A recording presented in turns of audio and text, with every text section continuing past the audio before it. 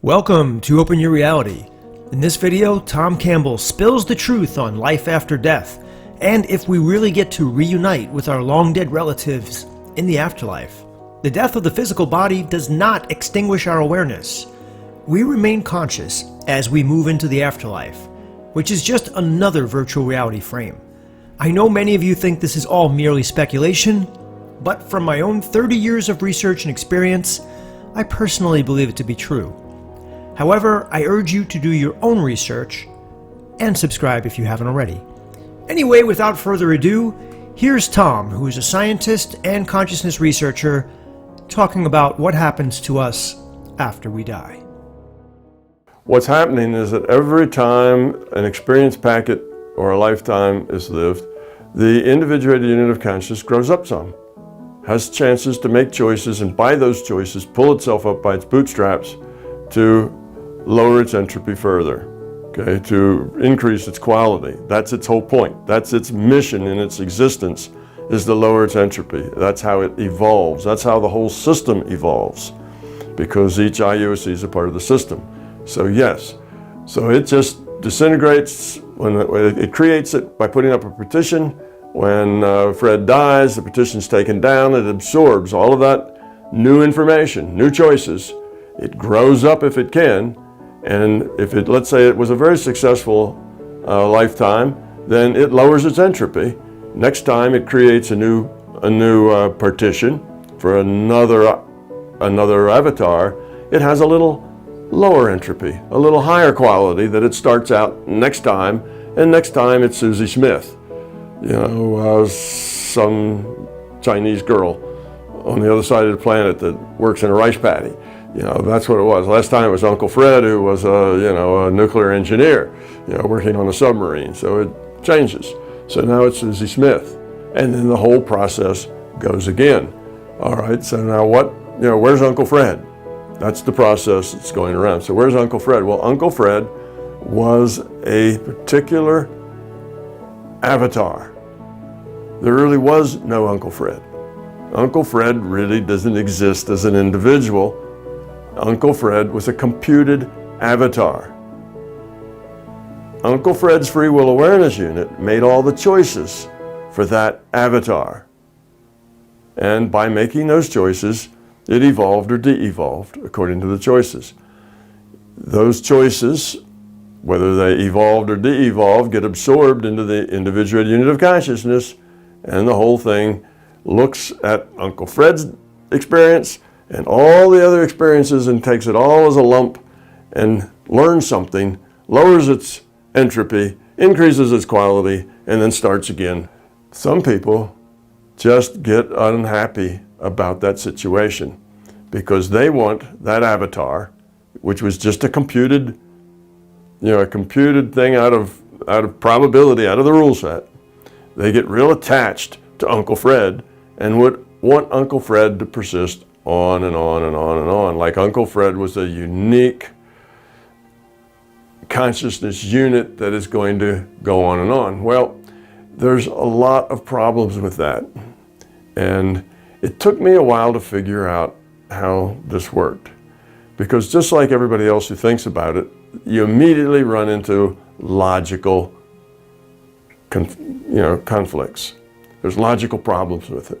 All right, if Uncle Fred's going to last forever, which is kind of the idea I started with, because that's kind of the general idea out there, that Uncle Fred somehow lasts forever, right? Particularly in Christianity, where you go to heaven or you go to hell, but then you live forever as that particular entity. In Eastern religions, that's not so. An entity just, you go on and you reincarnate and get more.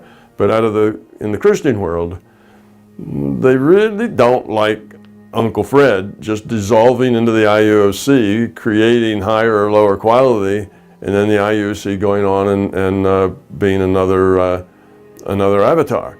They don't like that. So let's look at the logical possibilities here. I, growing up in the Christian world, kind of had that same mindset. Well, Uncle Fred's, Uncle Fred, and he goes on.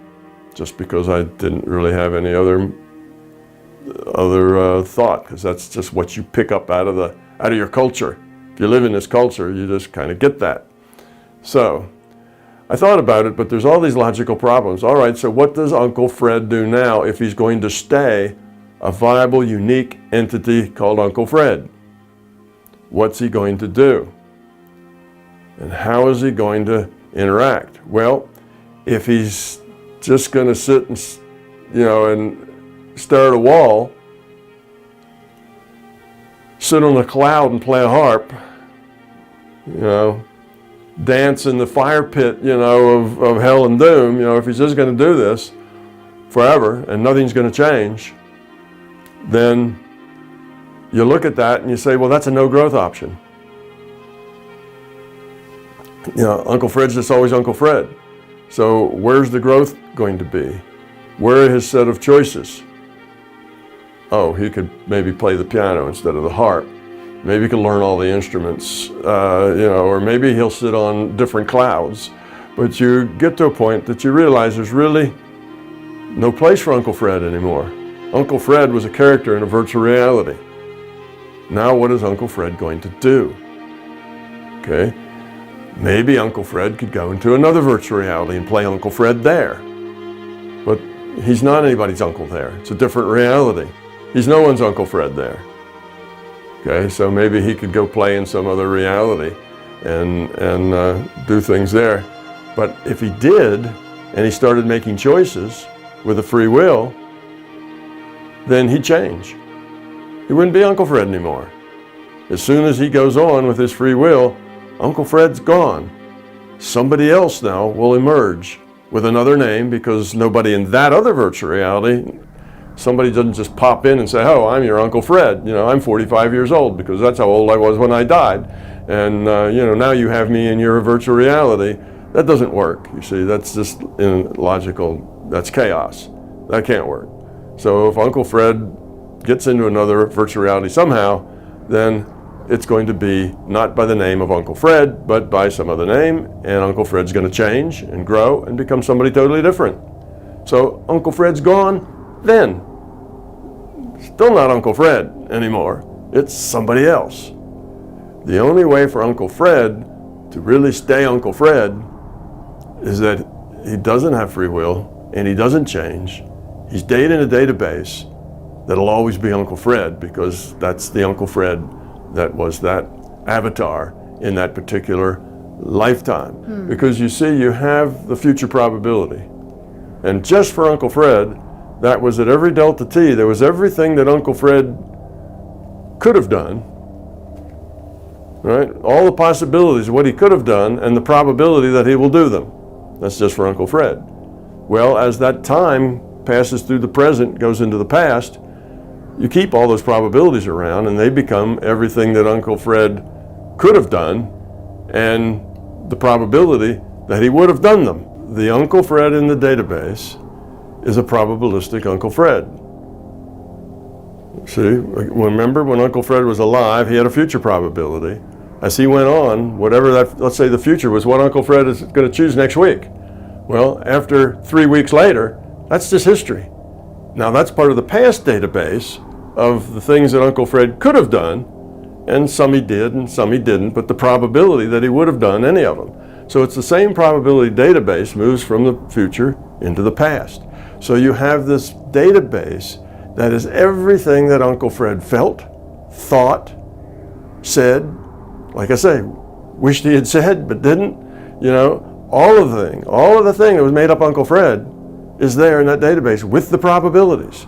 So if you want to ask, well, okay, there's Uncle Fred, you've been dead now for 50 years, but what do you think about the election we're going to have next year? Well, it's just go through the probability. What would Uncle Fred probably say, given all the data and everything we know about Uncle Fred, about the election that's going to happen next year? Well, that's what Uncle Fred says. And just as you would expect, it's the quintessential Uncle Fred. It's exactly his attitudes, his biases, his prejudices, his knowledge. It's all of that. But now he's talking about current events, because it's a probability database. Everything that was in the future, probable database is in the past database. So everything that Uncle Fred might consider, might have done, is there. Now, here's the other thing. When somebody talks to dead Uncle Fred, who's alive, let's say you have an Uncle Fred, and he was your favorite uncle, and he's dead now for a decade or so, and you never got to say goodbye. Matter of fact, you had a big argument with Uncle Fred the day before he died, and you've been feeling guilty ever since because you called him some bad names, and then he died, and you just kind of living with it, how all the mean things you said to him just before he died. So you've got this issue. You've been carrying around guilt because of the way you ragged on Uncle Fred just before he passed away, and you didn't get a chance to make up and tell him you were sorry or any of that kind of stuff.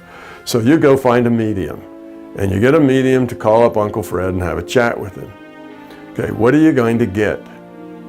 You're going to get the larger consciousness system playing Uncle Fred in order to help you resolve your guilt and your problems because it's holding you back from growing in this lifetime. If you can get rid of your guilt and grow up, because that guilt is just a fear. Fear is things that traps you and keeps your entropy high. If you can get rid of that guilt and grow up some, then you're going to end up lowering your entropy. And if you lower your entropy, the system's entropy is lowered automatically because you're part of the system. So the system wants to help you grow up so you can let go of it. You've made your apologies to Uncle Fred, and now you can let it go. You see, so it's important that it be authentic.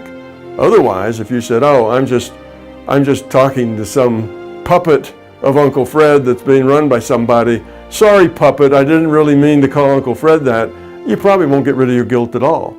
You see, it's important that you have this feeling that you're talking to Uncle Fred.